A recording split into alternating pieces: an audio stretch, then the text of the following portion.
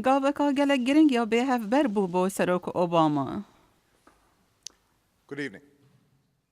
ایوار باش اف شوا از دشیم بیش مگالی امریکا و جهانی کو امریکا هیری شکریه تیدا اسامه بن لادن ربری القاعده کشتیا. بشتی راه گاندنا سروکی لبرانبری سرایسپی و لگراوند زیرو لنیویورک و جهدی لولاتی بو کیف و شاهی. کماریان دموکراتان و جگری سروکی بر دیک چینی و کسیدی کرخنه لرزار آماده گرتن همیا پسنار سروکی دان و هیزا نیوی سیلز که او هرش کربو. I think the administration clearly deserves credit for. بدیتنا من تفیا پس نا حکمت بیت ادام بو سرکفتنا وی کریاری هر وکو از دبینم ام همی ببریاراوی درازینا. Same sense of satisfaction that I'm sure they feel. رجا پشتوانی لسرک اوباما هاد بخاره لسرک افتنا وی کریار لشکری با کشتنا اسامه بن لادن هرش نوکش لای سیاسی و یا هاری کاریا سروکی دکت لدیو گوتنا پیتر براون جزانینگا کوینی پیک.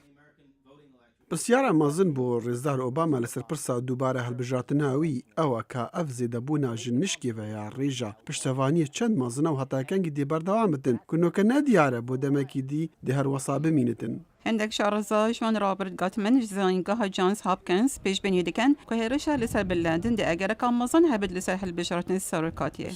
بگومان دی درفت این هلبجاتنا و سرک اوباما زیده کتن راستی دا هکتو بسیار جمن بکی دی بیش متا هلبجاتن هشنو که دبدمای هاتیا. لی پیتر براون دی بیشت هشتا گلک زیه بیشن انجام دی چبن. بسیارا جهمیا گرنگتر لسر پاش روجاوی سیاسی نه او که هکا اوده آلیکاری کتن پشتوان توی لولاتی زیده بکتن یان لی بسیار او اری دی پشتوانی خلکی لسر ریبازاوی آبوری دالنگیا دراوی و پرسی دیت نافخوشی زیده کتن. حتی هندک کماریان جی پسنا سروکی دان یین کل هیوینه سالابت خوب و سروکاتیا سرایسپی بر بجار بکن جوان فرماندار برای مساچوست میت رامنی و فرماندار برای منسودا تیم پالونتی اف راپورتش بش که کردیا دنگ امریکا هاتا بلاف کرن.